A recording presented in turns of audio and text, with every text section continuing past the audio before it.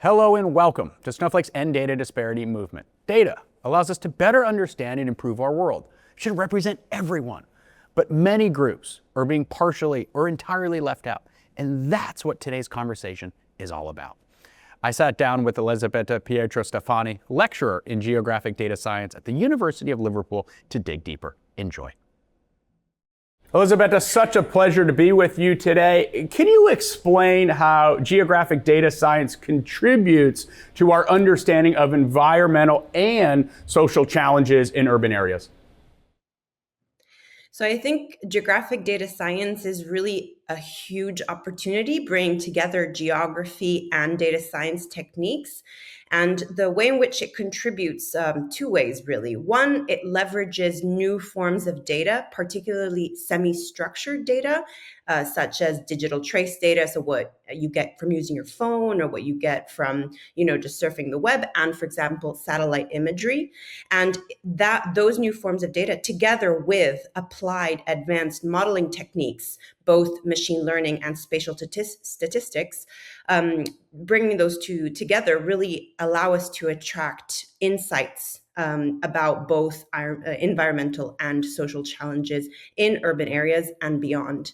So, geographic data science is really contributing to overcoming data availability barriers, both in unrepresented geographies or in geographies that we know a lot about, but perhaps need to turn things on their heads. And so it enables us towards a deeper understanding of both socioeconomic challenges in data scarce regions or environmental challenges which are present all over the world these days. Great perspective. If that makes sense. No, makes perfect sense. And I love that turning on its head. Looking forward to diving into the details. What are some of the most significant findings from your research on the effects of urban density on various socioeconomic outcomes?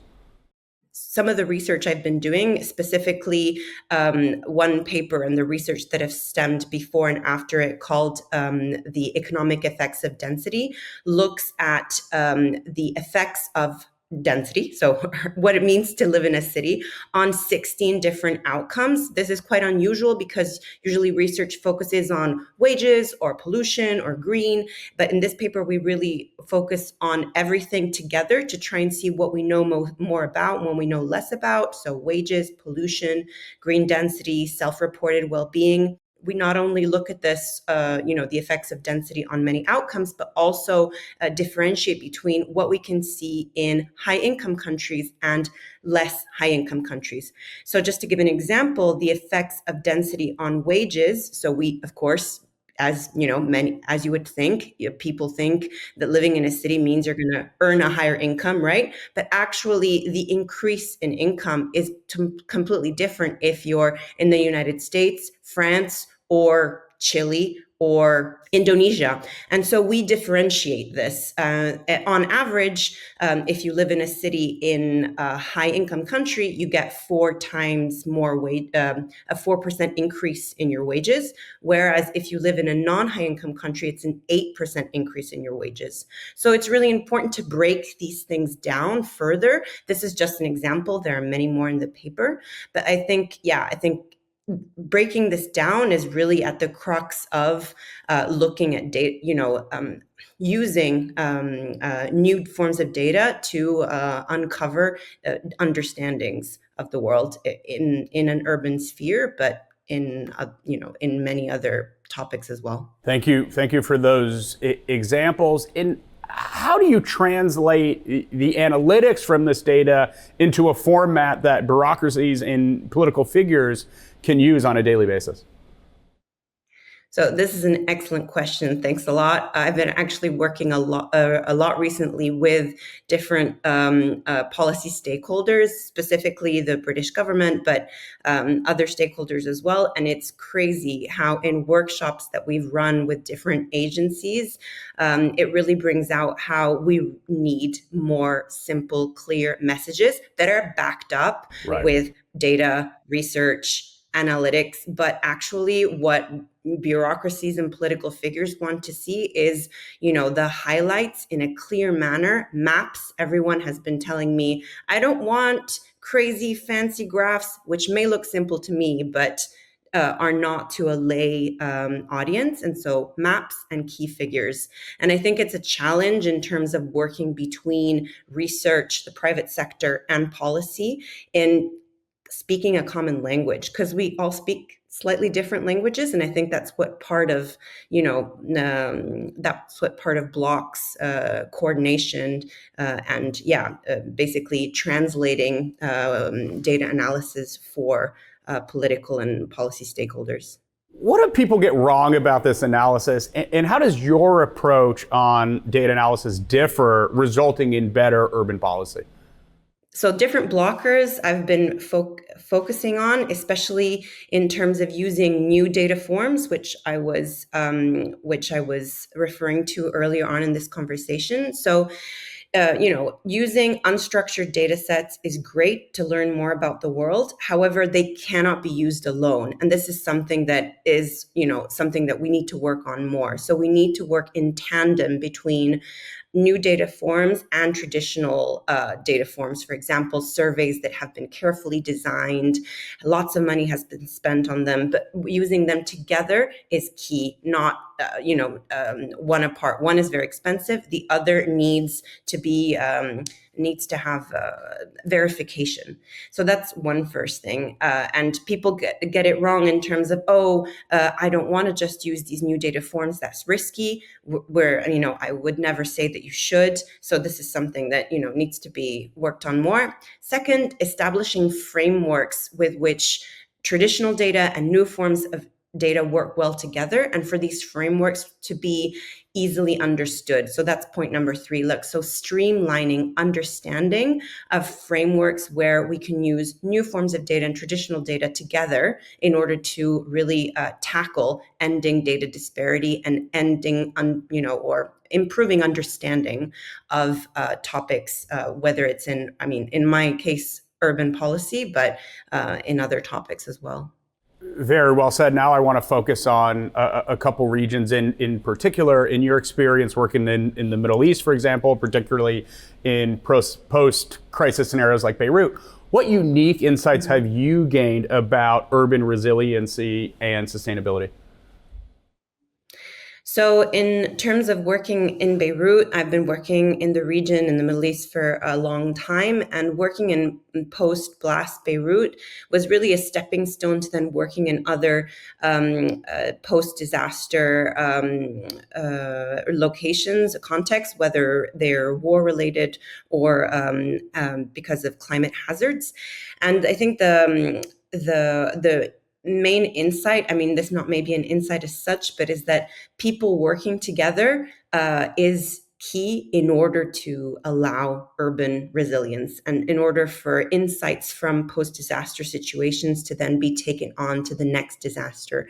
So in Beirut, for example, bringing together mapathons because data was scarce, and people who had GIS skills, data engineering skills together in order to collect data. So bringing together people who had the skills together with using data, for example, from satellites, which hadn't really been done before, to informing and working, not just informing, but working with NGOs. So the key insight is that in order for urban resilience to take effect, coordination is key, but it's super tough.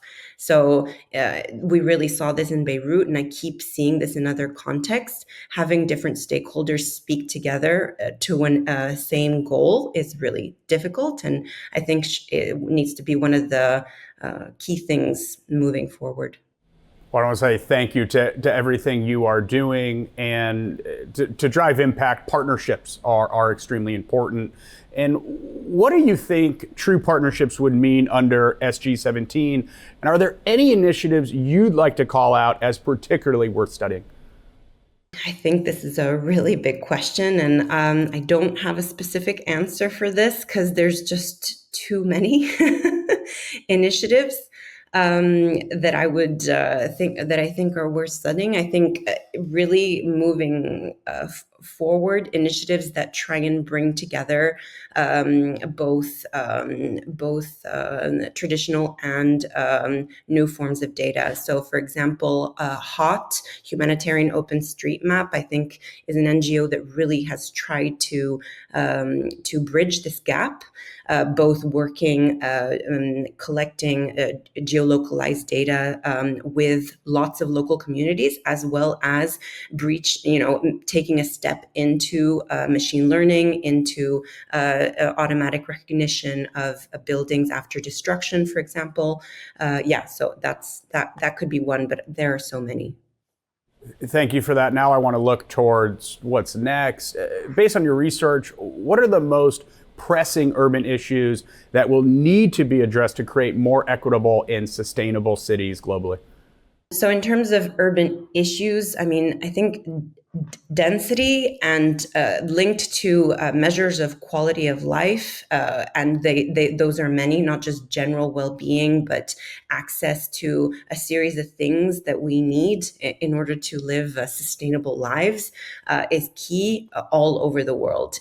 I think different aspects, so different measures will be different measures will be more important in certain places of the world versus others. So, for example, actual living space, so density and crowdness within one people's apartments. In some places, this will be an issue. In others, not so much. Access to green space will be an issue in other places. I think it will really depend on the location. So this is why it's important not to generalize completely. And given what I'm saying, I think one thing that we kind of sometimes miss a step, and I'm saying this specifically because here we're talking about data disparity, is that we often use urban metrics, so urban standards that we define in the global north, so in high income countries, to the whole world. And I think moving forward, it's important to not needing to have different metrics for every country. That would be almost impossible, but differentiating the needs can be slightly different according to where we are in the world, not just to where we are in the world, but also to what populations we're looking at. So metrics, urban metrics related to men may be different related to women, depending on the world, on advantages, on opportunities. It's ever evolving, and as data science and technology continue to advance, what new methodologies or tools do you anticipate will emerge this year to better understand and address urban inequalities?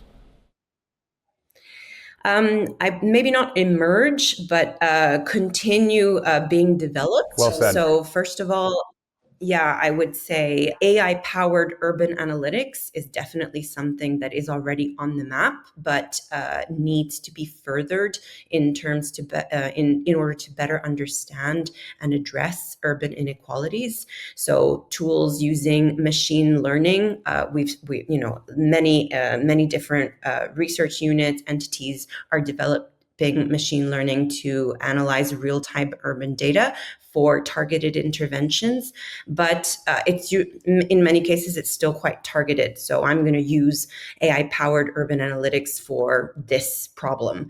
So more about streamlining things. So this is something I've been working on, for example, using machine learning to analyze post-disaster urban events. This is specific to what I do, but we've only tackled it by looking at one or two cases, and it's really about trying to see how it can be used not across the board, but more easily. Again, supported by different types of data.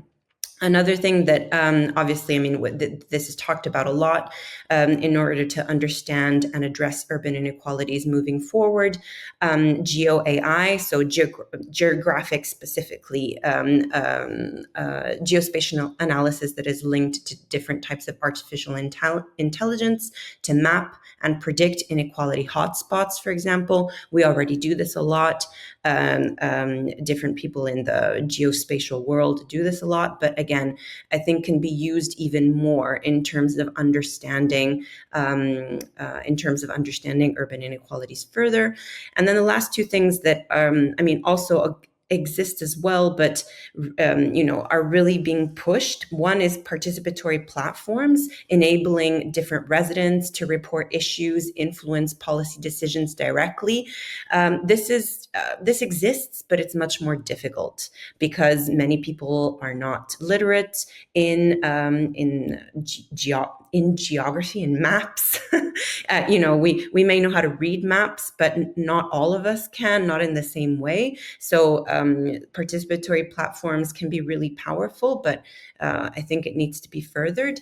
And the other thing is data needs to be understood more in terms of its ethics. So better understanding the ethics of data is really important moving forward when talking about data disparity, urban inequalities. I mean, we need to think about what are the standards for equitable and inclusive data collection and usage. So what we obtain and how we use it, what messages we're bringing from it, and having a fine print, that little asterisk that it's important to reflect on how we're using it. Yeah, how we're using new data. Great perspective in relation to 2025. Now looking ahead to 2030, how do you expect the intersection of data science, urban planning, and sustainability to shape the future of, let's call it, smart cities and their ability to address social and environmental issues? Yeah, this is smart cities is a question shaping smart cities is a question I'm, let's say, less knowledgeable on. Many of my colleagues are more. I know it's something that is talked about a lot.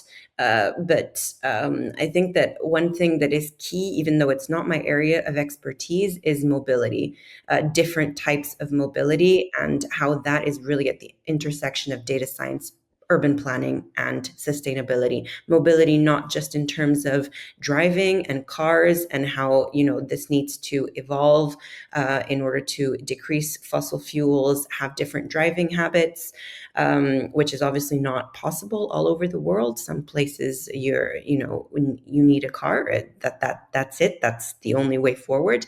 In cities where transport is present, making transport more accessible, making sure that it's open to everyone, safe, easy. I mean, the way that just to touch pay transport is now across the board in most European cities. I think it's changed so much. The ease of paying for it, the ease of not having to making a city livable. And then I think other, alternative mobility is super important. I know this is discussed a lot, but improving cycling networks, improving cycling culture for those who can use that, and making cities more walkable, perhaps not all over cities, but making areas walkable, encouraging that. And then, of course, depends a lot on where you are in the world. I think there's one last thing. I mean, this is a much larger challenge, but in terms of talking about mobility and the intersection of how we can use data science techniques, urban planning, and sustainability, this is, let's say, easily done and easily analyzable and easy enough to improve in cities that have mostly formal transport networks.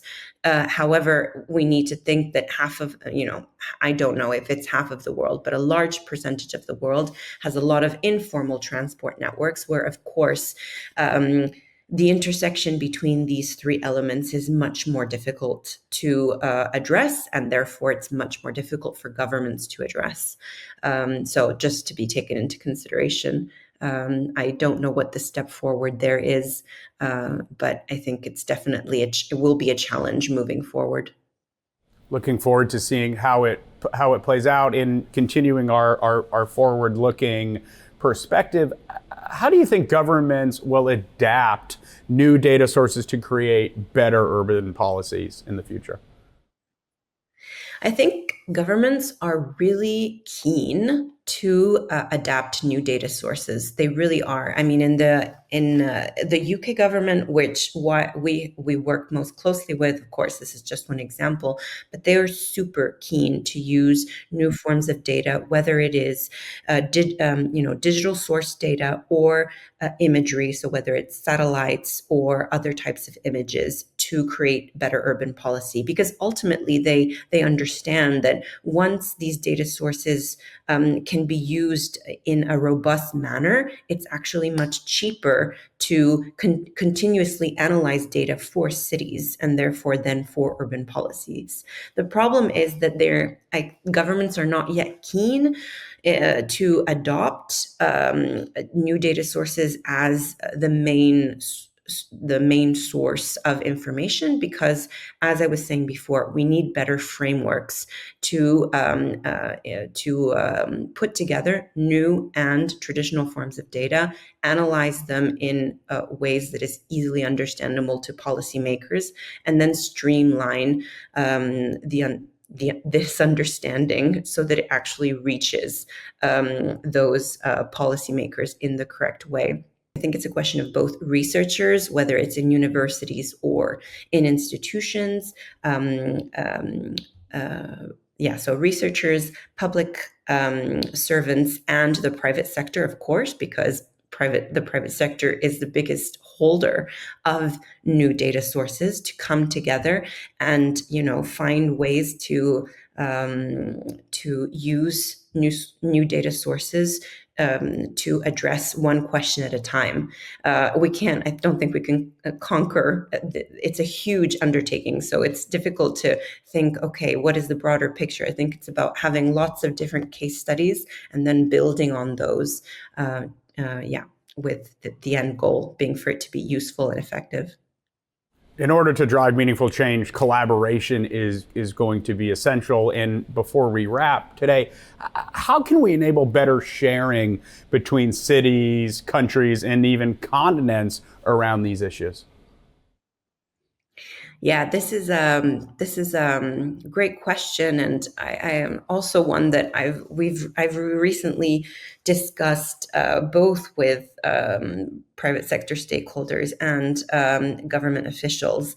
Sharing of data between cities, countries, continents, I don't even know if that's possible, but is extremely tricky because of the data privacy issues that often come with any data that is disaggregated.